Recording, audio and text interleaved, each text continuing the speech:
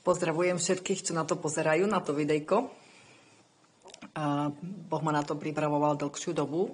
Dávala som verše dohromady. Niektoré dávam do popisku, nedávam všetky, ale dám také, aby ste mohli si čítať na základe toho. A chcem hovoriť dneska o tom, že cirkev, my, Kristovci, sme nenahradili Izrael. Nenahradili sme fyzicky Izrael, Boží vyvolený ľud, ako to tvrdia niektoré denominácie, lebo sú aj iné učenia, ktoré tvrdia, že my, cirkev, telo Kristovo, že my sme duchovný Izrael. Nie, pravda to nie je, pretože Boh je Bohom zmluvy. A on keď dal Abrahamovi a sľúbil, a on prisahal pri sebe samom, pretože už na vyššieho nešlo prisahať, pretože on je ten najvyšší. Takže on keď dal zmluvu, prisahal na samého seba, tak on nemôže zrušiť zasľúbenie, inak by klamal. A Boh predsa neklame. Halleluja. Boh miluje izraelský národ. Miluje. Izraelský národ si vyril do dlani. Je zrenicou jeho oka. Je to jeho chrobáčik, ako je napísané v jednom preklade. To je, proste miluje svoj ľud. Preto ich prenasledovali už od začiatku, keď sa stal Božím národom, Božím ľudom. Od začiatku Satan išiel po Židoch. Od začiatku ich prenasledoval. Už keď si zoberieme už od Egypta, potom v knihe Ester a ďalšie prenasledovania boli stále prenasledovaní, pretože diabol nenávidí izraelský národ, pretože je to Boží vyvolený národ, Boží ľud. A Hitler, všetko, teraz ich prenasledujú, stále sa proste rýpu do Izraela, prenasledujú. Prečo? Pretože diabol nenávidí Izrael, pretože je to Boží miláčik, Boží vyvolený ľud. Ja vám teraz ukážem vlastne verše z písma, že Boh s Izraelom neskončil. A dávam to z Novej zmluvy, Rimanom 11. kapitola. To je zvyšok Izraela, ktorý bude zachránený. Keď bude veľké súženie, my budeme vytrhnutí Kristovci pred veľkým súžením k Ježišovi, ktorý nás vytrhne. A tu bude veľké súženie, Jakobovo súženie. A oni potom, keď nastúpi Antikrist a keď zistia, že Antikrist ich oklamal, tak potom začnú v podstate hľadať Boha, svojho Mesiáša. A Ježiš sa im dá poznať. Uvidia, ako ho prebodli. A zmiluje sa nad nimi. On sa nad nimi zmiluje. Oni potom proste vyznajú Ježiša ako svojho pána. Zachráni ich. A teraz budem čítať 11. kapitolu. Nebudem úplne čítať celú, dám len také, vyberem si takéto verše a vy si potom čítajte sami. Zvyšok Izraela, Rimanom 11. kapitola. Pýtam sa teda, či Boh zavrhol svoj ľud? Určite nie. Veď ja som Izraelita z Abrahamovho potomstva a Benjaminová kmeňa. Boh nezavrhol svoj ľud, ktorý vopred poznal. Alebo či neviete, čo písmo hovorí o Eliášovi, ako žaluje Bohu na Izrael a tak ďalej. Nebudem to čítať, preskočím. Tak aj v tomto čase je zvyšok vyvolený z milosti. To je zvyšok. Jo, hej. Čo teda Izrael nedosiahol, čo hľadal, ale dosiahol to iba vyvolený zvyšok. Ostatní však zostali zatvrdení. Oni nevošli do odpočinku, pretože mali zatvrdené srdcia. Áno, pretože zlobili. Ale oni vojdu do odpočinku v miléniu. Za 6 dní stvoril Boh svet a 7. deň odpočíval po svojej práci. Od vzniku zeme, keď Boh stvoril svet a všetko, tak vlastne je 6 000 rokov. A jak začne 7 000 rok, 7 000 rok, 7 000, tak bude to ako 7. deň odpočinku, tak to bude milénium, 7 000 rok, takže 1000-ročné kráľovstvo. 1000-ročné kráľovstvo pre Izrael. Oni vojdu do odpočinku, keď nevošli predtým pre tvrdosť srdca, potom vojdu v miléniu do odpočinku a tento milénium bude pre Izrael. Tuto na zemi bude kráľovať Ježiš Kristus, bude jeho kráľovstvo na zemi v miléniu a je to pre Izrael.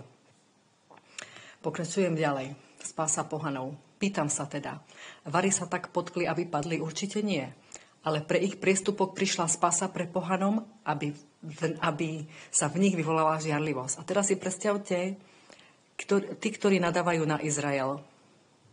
Oni si ani neuvedomujú, že keby Izrael prijal Mesiáša, keď Ježiš bol tu na zemi, v tele ako Boh, a keby oni prijali v tú chvíli pred 2000 rokmi Mesiáša, nám, pohanom, by sa nedostala spása. My by sme neboli spasení. My by sme skončili v pekle. Ako niekto môže ešte nadávať na Izrael? Že my môžeme ďakovať Izraelu, že oni neprijali Ježiša Krista pred 2000 rokmi ako svojho Mesiáša. Lebo keby ho boli prijali, všetci pohania skončíme v pekle. Takže môžeme byť vďační Izraelu a niekto bude ešte nadávať na Izrael. A veď ak ich zavrhnutie znamenalo zmerenie sveta s Bohom, čím bude ich prijatie, ak nie životom po zmrtvých staní? Takže oni ich príjmu, Pán ich príjme naspäť, dá im proste milosť. Oni dostanú milosť potom. Ak však niektoré ratolesti boli vylomené a ty, divá oliva, takže my, pohania, bol si zaštepený medzi tie ostatné a stal si sa účastníkom koreňa olivy, ktorý dávam jazgu. Nevychvaľuj sa nad ratolesti, nevychvaľuj sa nad Izraelom. Ak sa však vychvaľuješ, uvedom si, že nie ty nesieš koreň, ale koreň nesie teba. Haleluja, ja milujem slovo Božie. Povieš teda, ratolesti boli vylomené, aby si bol zaštepený. Dobre, pre nevieru boli vylomené, ale ty za pomoci viery. Ty stojí za pomoci viery. Nenamýšľaj si, ale boj sa. Boj sa ty, ktorý nadávaš na Izrael. Lebo my sme boli naštepení. My, pohania, vďaka tomu, že Izrael odmietol Krista. O čo viac ich Boh príjme, o čo viac im dá milosť. Chápete to? Milujem Božie slovo, ja milujem Božie slovo, je tak sladké. Ale oni, ak nezostávajú v neviere, budú štepení. Boh totiž má moc ich naspäť štepiť. Chápete to? Veď ak si bol ty odňatý z planej olivy od prirodzenosti a bol si proti prirodzenosti zaštepený do dobrej olivy, o čo skôr budú do vlastnej olivy zaštepení tí, čo k nej patria podľa prirodzenosti. O čo skôr Boh miluje svoj Izrael a ja milujem Božie slovo. Je tak sladké. Ja by som sa v ňom rochnila v tom Božom slove. Ja milujem obnovenie Izraela. Nechcem totiž, bratia, aby ste nepoznali toto tajomstvo, aby ste neboli múdri sami pre seba, že čas Izraela zatvrdila dovtedy, kým nevojde plný počet pohanov, takže nás. A tak bude celý Izrael spasený, ako je napísané, zo Siona príde vysloboditeľ, odvráti bezbožnosť od Jakova. Až mám husinu, jak čítam to slovo, ja tak milujem Božie slovo. Halleluja. Vzhľadom na evanjelium sú nepriateľmi kvôli vám, ale podľa vyvolenia sú milovaní kvôli otcom, lebo Boh dal prisľúbenia ich otcom, dal prisľúbenie Abrahamovi. Prisahal na samého seba. Halleluja. Je tak úžasný. Milujem ťa, Bože. Lebo tak, ako ste vy kedysi neposlúchali Boha, ale teraz ste dosiahli milosrdenstvo pre ich neposlušnosť, tak aj títo teraz upadli do neposlušnosti, aby sa vám dostalo milosrdenstvo, aby aj oni dosiahli milosrdenstvo. Boh totiž všetky spolu uzavrel pod neposlušnosť, aby sa nad všetkými zľutoval. Je tak úžasný. Halleluja. Hĺbka Božieho bohatstva, múdrosti a poznania, aké nepochopiteľné sú jeho súdy a aké nevyspytateľné sú jeho cesty. Halleluja. Nemám slov, chce sa mi z toho plakať, aké je to slovo úžasné. Halleluja. Dávam tu nad videjko verše, môžete si študovať Rimanom 9.4.27. Sú to Izraeliti, im patrí synovstvo a tak ďalej a prisľúbenia. Aj keby synov Izraela bolo toľko, koľko je morského piesku, zachránený bude zvyšok Izraela, ktorému patrí, ktorý bude milénium pre zvyšok Izraela. Halleluja, Efeským 3.5.6. V iných pokoleniach neboli len známe, tak ako teraz v duchu zjavilo jeho svätým apoštolom a prorokom, že pohania sú skrze evanjelium spolu dedičmi, spolu spoluúčastníkmi prisľúbenia v Kristovi Ježišovi. My sme spolu. My nie sme duchovný Izrael, chápete to? Boh s Izraelom neskončil. Židom 8:12 je to tu dlhé, nebudem to celé čítať, potom si to prečítajte. Vlastne v tieto verše sú aj v Jeremiášovi 31:34. Vlastne prečo by ich Boh dával do novej zmluvy, prečo by verše z proroka Jeremiáše dával do novej zmluvy. Pretože proroci Jeremiáš, Ezechiel, Izaiáš a ďalší Joel, to všetko oni prorokovali, čo sa ešte i stane. Niektoré sú veci prorokované tak, ktoré sa stali, ale ten istý verš, alebo tá istá pasáž zo Starého zákona platí aj do budúcnosti. Áno, že sa to stane ešte. A nemôžeme rozdeľovať Starý a Nový zákon. My musíme zobrať kontext, celú Bibliu, pretože v prorokoch je plno proroctiev, ktoré sa ešte stanú.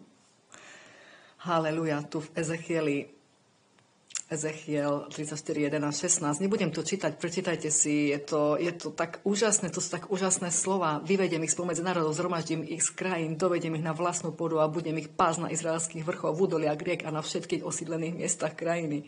Na dobrej paši ich budem pásť a na vysokých izraelských vrchoch bude ich pastvina. Tam budú líhať do dobrej pastve a na vyživenej paši sa budú pásť na vrchoch Izraela. A ja sám budem pásť svoje stádo a ja mu umožním odpočívať. Oni vojdu do odpočinku konečne. Znie výrok Pána Hospodina, stratené vyhľadám, požashaňané navrátim a tak ďalej, vyhubím. Budem ich pásť, tučné a silné vyhubím, budem ich pásť, ako sa patrí. Haleluja, haleluja. A v podstate a v Izaiášovi 11. kapitole máte v podstate o milénium, ako to bude v miléniu prebiehať. A vlastne bude obnovená vlastne i celá zem. A tam vlk sa bude pas s baránkom, dieťa sa bude hrať nad dierou hada. Zvieratka už budú bylinožravci, ako to bolo v predpotopnom svete. Nebudú sa navzájom požierať. A toto ešte nie je, ako niektorí tvrdia, že už je 1000-ročné kráľovstvo. Neviem, kde som to započula alebo čítala, už si nepamätám. A kde tu vidíte, že by sa vlk ležal s baránkou? Kde tu vidíte, aby sa dieťa hralo nad dierou hada? Veď to ešte bude, to teprve bude v 1000-ročnom kráľovstve. To sa stane. Halelúja. Boh miluje svoj Izrael. Boh neskončil s Izraelom. Halelúja. Boh musí naplniť svoj prísľub, ktorý dal Abrahámovi. Lebo prisahal na samého seba. A je tak úžasný. Až mám husinu. Halelúja. Halelúja. Preto žehnajme Izraelu. Ale pozor. Zase nemôžeme si robiť z Izraela modlu, lebo sú takí kresťania, ktorí si robia z Izraela modlu.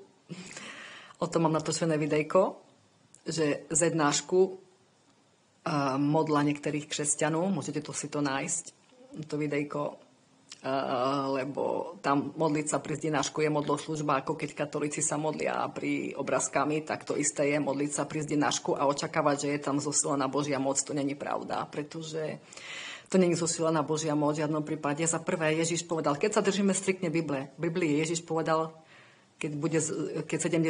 roku bol zbúraný Jeruzalémsky chrám, tak povedal Ježiš predtým, že nezostane kameň na kameni. Nezostane kameň na kameni.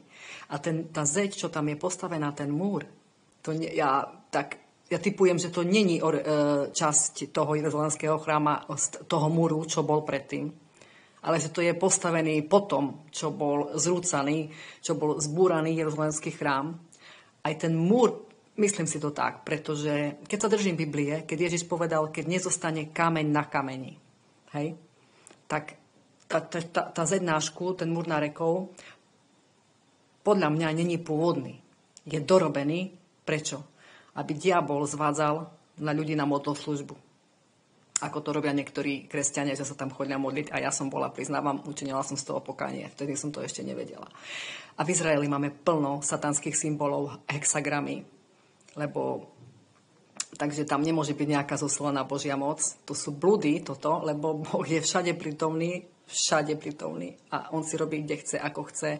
A a nepotrebuje na to Izrael, aby tam bola zoslaná Božia moc. A ešte kde je veľa satanských symbolov a katolických rôznych týchto okultných vecí plno. Ja keď som tam bola v Izraeli, tak tam samé katolické, toto je mňa a zle bolo na duchu, keď som to videla. Hej, takže pozor na to, zase netreba robiť z Izraela modlu si, hej.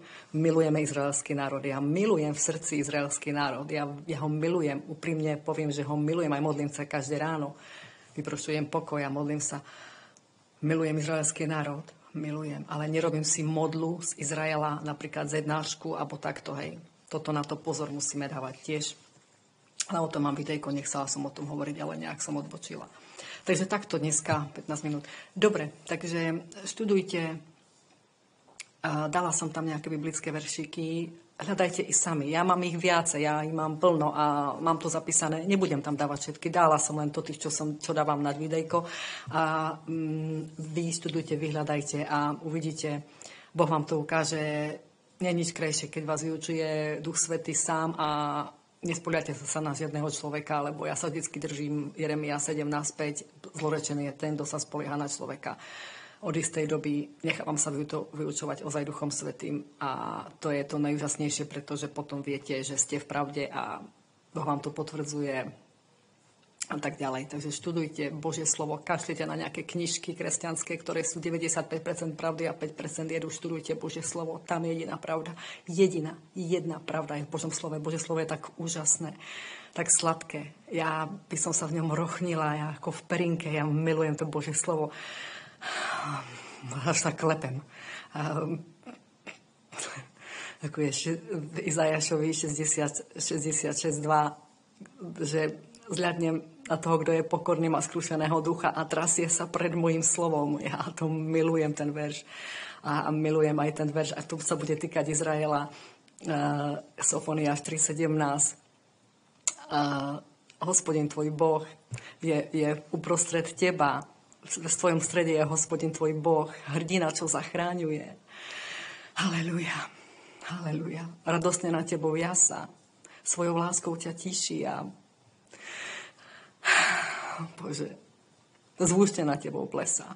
Halelujá, halelujá. A tak bude Hospodin v strede Izraela v miléniu, 1000-ročnom kráľovství. Halelujá. Nech je požehnané jeho meno. Halelujá, halelujá.